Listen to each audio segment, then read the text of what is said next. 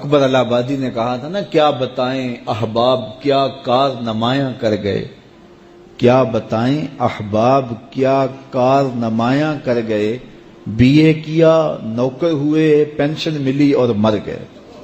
کیا یہ زندگی ہے؟ کہتے جی فلاں بندہ رزق حلال کماتا ہے، کسی کو ضرر نہیں دیتا، بس ٹھیک ہے، اچھی بات ہے، لیکن یہ کام تو چیونٹی بھی کرتی ہے۔ صبح اپنی بل سے نکلتی ہے، اپنی خوراک ڈھونڈتی ہے، کسی کو ضرر نہیں پہنچاتی۔ چیونٹی کا مزاج دیکھا ہے کہ وہ آ رہی ہے تو آگے آپ کو چیز رکھتے تو وہ راستہ بدل لیتی ہے، وہ مزاحمت بھی نہیں کرتی، خود کھاتی ہے، بچوں کو کھلاتی ہے، موسم برسات کے لیے جمع بھی کر لیتی ہے۔ اور یہی اگر وظیفہ حضرت انسان کا ہو تو پھر یہ شرف کیسے ہے؟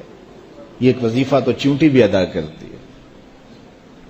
گھونسلے تو اچھے جانور بھی بنا لیتے ہیں، یہ اچھا گھر بنا لیا تو یہ کامیاب کیسے ٹھہرا؟ اس کی زندگی کا کوئی مقصد تھا۔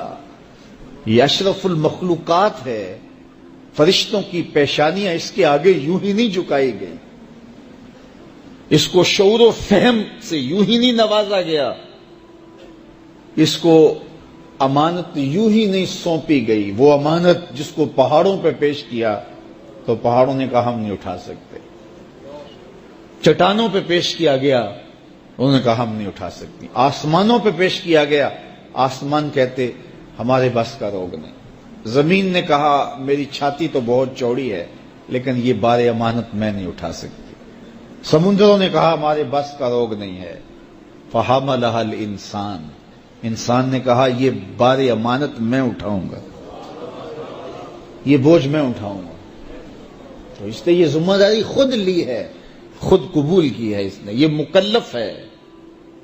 باقی مخلوقات مکلف نہیں ہیں، غیر مکلف ہیں، یہ مکلف ہے۔ یہ اپنے مقصد کو سمجھے، زندگی کے اہداف طے کریں، زندگی کے مقاصد طے کریں، ساری زندگی اس کے گرد سفر کرنی چاہیے۔ پاگلوں کی طرح کبھی ادھر سر اٹھا کے چل پڑیں، کبھی ادھر سر اٹھا کے چل پڑیں، اللہ سے راستہ مانگو۔ اور جس کو یہ نصیب نہ ہوا، دیکھیے آپ نے یہاں سے لاہور جانا ہو تو سب سے پہلا کام آپ کو کیا کرنا ہوتا ہے کہ رخ سیدھا کرنا ہوتا ہے۔ اگر آپ نے لاہور جانا ہے تو آپ کو یہاں جنوب کا رخ کرنا ہوگا، تو پھر آہستہ آہستہ بھی چلیں گے تو ایک دن پہنچ جائیں گے، پیدل بھی چل نکلیں گے پھر بھی پہنچ جائیں گے، سائیکل پہ جائیں گے پھر بھی پہنچ جائیں گے، موٹر سائیکل پہ جائیں گے پھر بھی پہنچ جائیں گے، گاڑی اور جہاز پہ جائیں گے پھر بھی پہنچ جائیں گے۔ گاڑی والا جلدی پہنچ جائے گا، سائیکل اور پیدل والا ذرا تاخیر سے پہنچے گا، جو رک رک کے جاتا ہے وہ بھی پہنچ جائے گا، کچھ وقت لگ جائے گا اس کو۔ جب منزل کا رخ سیدھا ہے تو چلنے والا سست بھی چلے تو ایک دن پہنچ جائے گا، اور اگر رخ سیدھا نہیں ہے، جانا لاہور تھا رخ ادھر کا ہو گیا تو جتنا تیز چلے گا منزل سے اتنا ہی دور ہوتا چلا جائے گا۔ اس لیے رخ کا تعین اور منزل کا پتہ ہونا اور اپنے مقصد زندگی سے آگہی، یہ مومن کی زندگی ہے۔ اور یہ روز اللہ کی بارگاہ میں وہ دعا کرتا ہے، اہدنا الصراط المستقیم، مالک مجھے مستقیم سیدھی راہ کی ہدایت عطا کر دے۔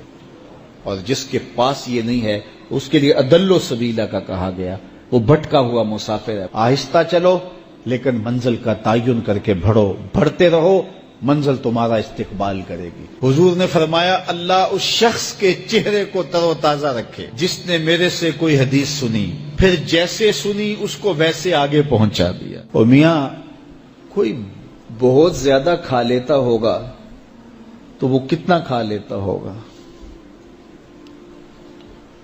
1 کلو کھا لیتا ہوگا، 2 سیر کھا لیتا ہوگا، لیکن شیر پورے کا پورا جانور ہڑپ کر لیتا ہے، ہاتھی چھوٹا پورا درخت ہڑپ کر لیتا ہے، تو کھانے میں تو وہ پھر ہم سے کثرت رکھتے ہیں۔ یہ کتنے کتنے جانور ہیں جنہوں نے کتنے خوبصورت اپنے لیے گھونسلے بنائے ہوتے ہیں۔ تو یہ مقصد نہیں زندگی کا، یہ ہماری ذیلی ضروریات ضرور ہیں لیکن مقصد زندگی کا نہیں ہے۔ وہ ایک پیر صاحب تھے، میں نام نہیں لیتا، وہ کہتے تھے یہ دولت بڑی بری چیز ہے، تو وہ اس کو ہاتھ نہیں لگاتے تھے، کہتے میں نے دولت کو ہاتھ نہیں لگانا۔ تو انہوں نے چھوٹی سی ایک چمٹی رکھی ہوئی تھی، چمٹا نہیں ہوتا جس طرح، تو وہ اس سے پیسے پکڑتے تھے، کہتے اس کو میں نے ہاتھ نہیں لگانا، یہ گندی چیز ہے. حالانکہ اس کی گندگی تو اس کا لالچ ہے، اور وہ تو صاحب تمہارے سینے کے اندر موجود ہے، چاہے چمٹے سے پکڑو چاہے ہاتھ سے پکڑو، بات تو ایک ہی ہے. لیکن اس پر بھی لوگ کہتے ہیں سبحان اللہ، وہ اس پر بھی خوش ہوتے ہیں کہ ہمارے پیر صاحب جو ہیں وہ دولت کو ہاتھ نہیں لگا رہے. تو یہاں تو لوگوں کا جب یہ ذہنی لیول ہوگا تو پھر ظاہر ہے یہ ڈرامے چلتے رہیں گے اور یہ چیزیں جو ہیں وہ جاری رہیں گی.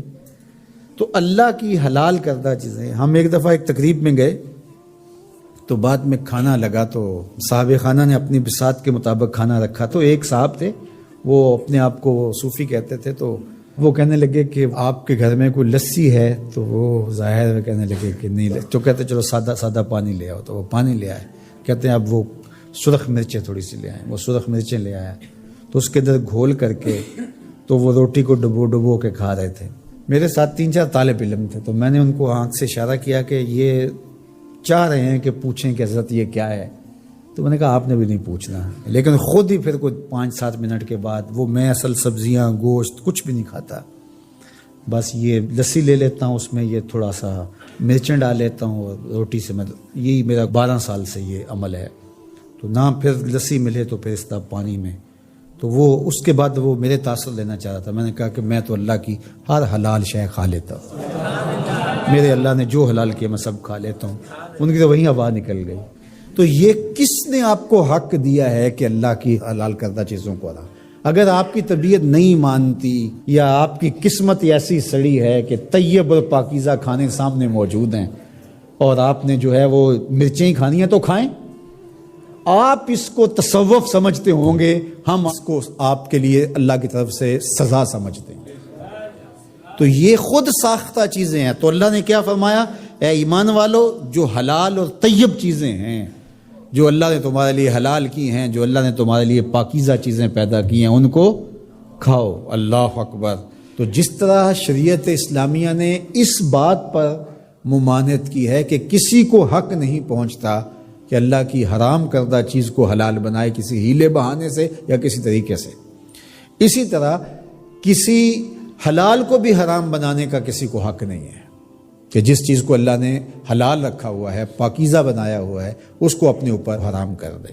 یہ شیطان کی پیروی ہے کہ خود کہنا کہ میں اس کو اپنے اوپر حرام کر لیا. تم کون ہوتے ہو اپنے اوپر حرام کرنے والے جب تمہارے خالق نے تمہارے اوپر حرام نہیں کیا ہے؟ ہاں، اگر کسی چیز کی طرف مزاج کسی کا نہیں ملتا، اور وہ بہت ساری سبزیاں ہیں، بعض اوقات ماں کو شام کو مسئلہ ہوتا ہے کھانا پکائیں تو میرا یہ بچہ یہ چیز نہیں کھاتا شوق سے اور فلاں بچہ یہ نہیں کھاتا، تو وہ ایک الگ چیز ہے. وہ انسان کی رغبت طبعی کسی چیز کی طرف ہونا نہ ہونا، یہ کسی کا مزاج ہے، اور اس مزاج کے بارے میں کسی کو زور بھی نہیں دیا جا سکتا.